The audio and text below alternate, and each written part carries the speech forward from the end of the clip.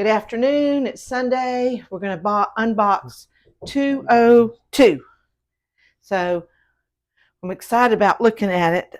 This says 680 is a watt picture, W-A-T-T. So there is something on the bottom. So we'll have to look that up. But that's a little pretty picture. Sit on the counter. Okay. Next piece. A little nice. They call these a weed vase. So you can put just a little flower in them. And 674, it says Karakek, I think. Karavec. It's got a big K on it. So we'll have to look that up. I found that if you put flour or powdered sugar in here and rub it in and then rub it off the rest of it, you can see the name. That's one of the advice on. There's Matt. There's copper red. Oh, a copper red. McBean. Isn't that beautiful? Gladden McBean. Very pretty. It's 672. Gladden McBean. Yeah, we'll have to look him up. We haven't heard of him. That's what's fun about unboxing these is that sometimes we hear new potters we didn't know. Everybody's heard of McBean. San Francisco. We've been there. So just a souvenir mug from San Francisco. It's cute. Let's see how it does. See what this is. A big vase. Kind of a big vase. Old looking. It's a drum. A drum. Oh. I gotta be. I don't think I should beat on the drum. It looks a little old. Oh yeah. Oh. That's very unusual. Let's see what it says. That was all I could do not to beat on that drum. It just says drum. It's got some Indian markings on it. So we'll have to definitely Google image this. But it does look like the string maybe has deteriorated. It looks very old. Like I don't know. It's a very unusual piece. If anybody knows anything about it, be sure and what does the list send us a message. It just says drum. a light blue pastel shoe. Let's see. Just says blue shoe. It's obviously a little baby shoe. It's got some numbers on the bottom. It says USA and maybe an N something. So I feel like we can probably find the maker. I mean, a blue shoe. So we'll see. All right, Matt. Another copper red. It's not by McBean, is it? No. It is by Harding Blanc, 1984. 671. Harding Black, San Antonio, 1984. It's really pretty. Isn't that gorgeous? I think it's porcelain, don't you, Matt? It's on porcelain. It's a white clay body anyway. Very nice. Oh, here's another red. There's some red folk pottery down there that we haven't listed yet too. My iPad is slipping. You've got to help me watch that so they can see our face. North State pottery. We listed another piece of North State. I've seen that. That's a really pretty two-handled little vase. Isn't that cute? It's got some green where the glaze didn't get quite hot enough to turn copper red. There's a lot of red in this one so far. I can't read that one. Okay, we'll look it up. Number 678, it says S.H. Straybowl. So it's got a mark. So we'll have to look that up on the Marks project and see if it's listed on there.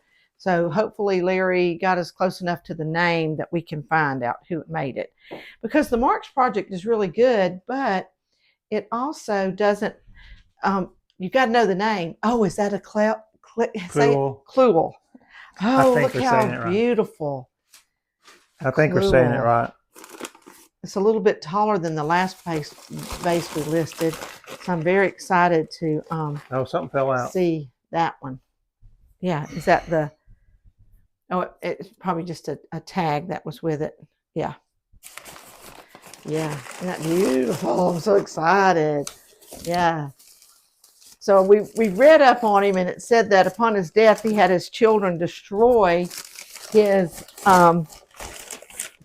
glaze formulas and the process so that nobody can copy his stuff ever. So Cool shape. kind of neat. Arkansas pottery, Dryden from Arkansas. It is pretty, very slender, great shape there for flowers. Clewell's vase won't be used. It'll just be put up for decoration. Oh, that's pretty. It's got some gold on it. Yeah. And it's stamped on the bottom. It says China Company, maybe decorated with gold, and it's pearl. It's got a design that says pearl. So I don't know if you can see that gold rim really good. It's a really pretty delicate shape. Red color. wing. Red wing. Looks like a what's that glaze called? That iron green. I don't know. I would say celadon or something. There you go. I got something right. This is going to be like the most tilted video ever. And Larry's got probably his original receipt in here. Sometimes I like to open them up. You can't go by them, but you can always look at it. Yeah. So he bought a Gorder and this red wing, and he only paid $8 for the red wing. So hopefully it's worth at least twice that today. But Larry put 95 on it. We'll see when we go in there. So sometimes when Larry's pricing, or he priced it. Look, I said, oh man. Is that a Manning? It's a man. Oh. It says Tony Mann. Oh, Tony Mann. Oh, I thought it was going to be a Manning. That's a very unique piece. Isn't that cool? Hand thrown and hand painted. That's pretty cool. We'll have to really look that up. So sometimes Larry's pricing these as what he paid or what they were worth the last time he looked at them. And so it's kind of hard because with today's internet, what you once thought was a really rare piece, now you can find 10 of them or 20 of them. So anyway, that's a pretty piece. Who's it by? Not sure. Can't see them. What's the number on it? Oh. 661. 661 says Loncuda, 1896. Oh, I don't know if I want to touch it if it's that old. Oh, wow. 1896. I don't know if y'all can kind of see wood the fired salt. to me. Wood fire. It's beautiful. It is delicate. It's not heavy for the size. It's really pretty. There is a stamp on it right here. So we'll take a good close-up picture of that and see what we can find out. But yeah, that's beautiful. So delicate. Sometimes we're afraid to touch them. Okay. All right, here we go again. Woo, a candlestick. Candlestick.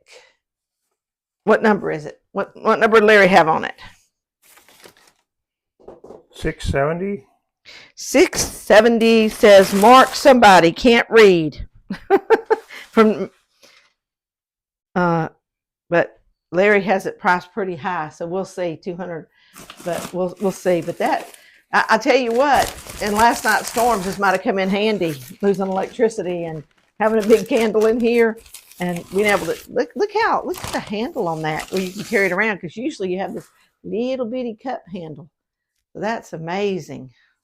Anyway, it's really pretty, and it's marked in here. It's got a sticker or something on it, and so we'll look that up and see what we can find.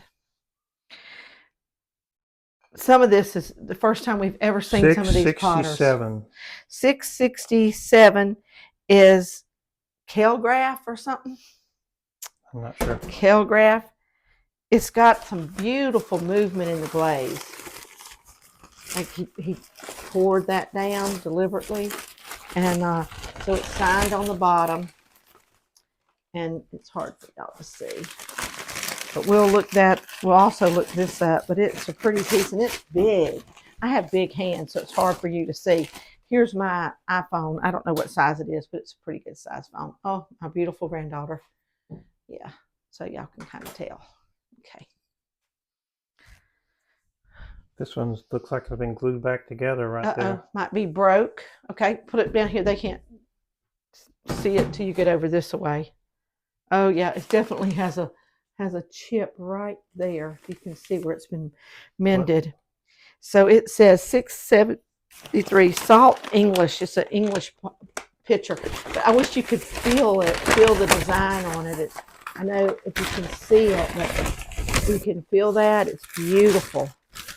So we'll have to look this up, but obviously I think it's pretty old, and it's got that small crack, so it'll go for, you know, a lesser value, but it's still really beautiful. Even if I don't sell it, I could just put it up in my cabinets because I have lots of chipped and broken stuff.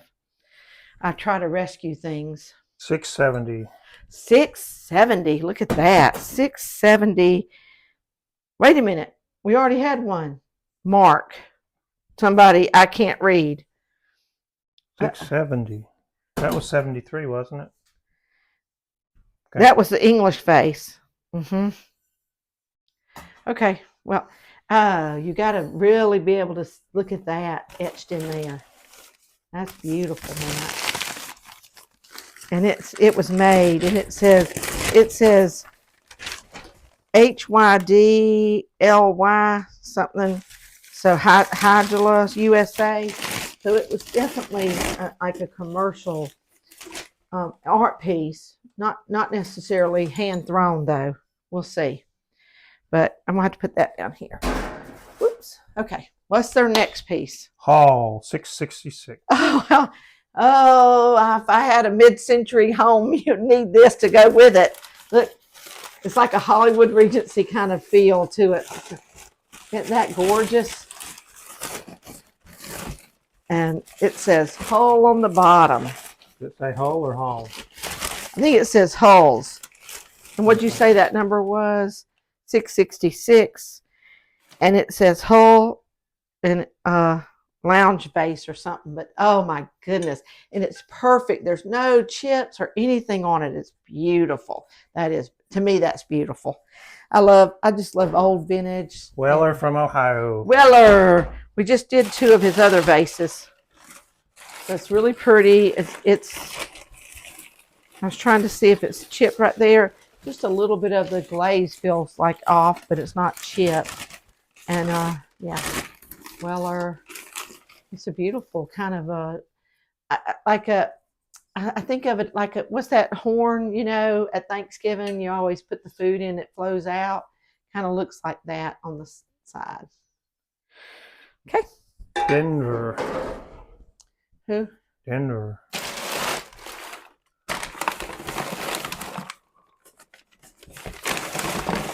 It says Denver. Sign Denver on the bottom. I don't know if you can kind of see that. Anyway. It's just a real cylinder base, but it's got some pretty coloring in it. Okay.